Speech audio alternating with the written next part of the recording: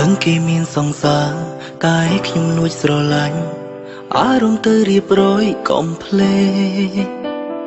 ខ្ញុំបបួលគេស្និទ្ធខ្ញុំបបួលគេស្នេហ៍ហើយចង់ទុកត្រឹមតែជាការលេងសើចតែយកចិត្តទុកដាក់ហើយហៅអូនសំឡាញ់បើសង្សារគេលឺច្បាស់ជាចិត្តខ្លោរងការស្រឡាញ់នេះគ្រាន់តែជាការលេងសើចជាសំណោចមានពេលវេលាខ្ញុំបបួលគេថាស្រឡាញ់គ្នាធ្វើជាស្នេហ៍មិនពិតគ្រាន់តែបំពេញចិត្តមានមួយគ្រា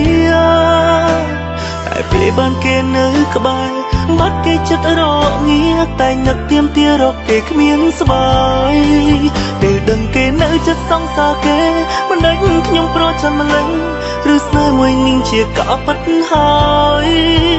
ពេលខ្លះបានឲ្យគេបែកគ្នាហួសហេតុម្លេះខ្ញុំអើយមិនដេចចុងក្រោយហេតុអ្វីខ្ញុំមានអារម្មណ៍ឈឺ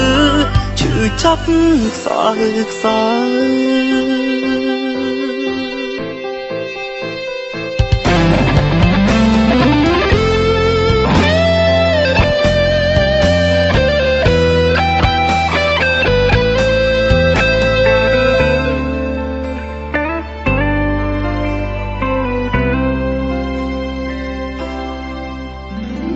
ដឹងគេមានសង្សារ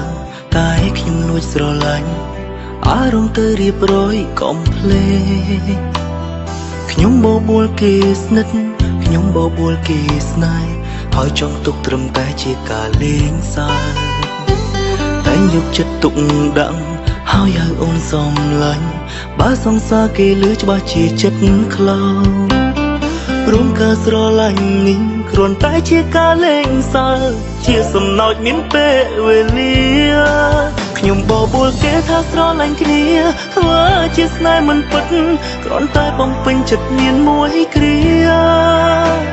តែពេលបានគេនៅក្បែរបាត់គេចិត្តរងាតែនឹកទៀមទារកគេគ្មានស្បាយ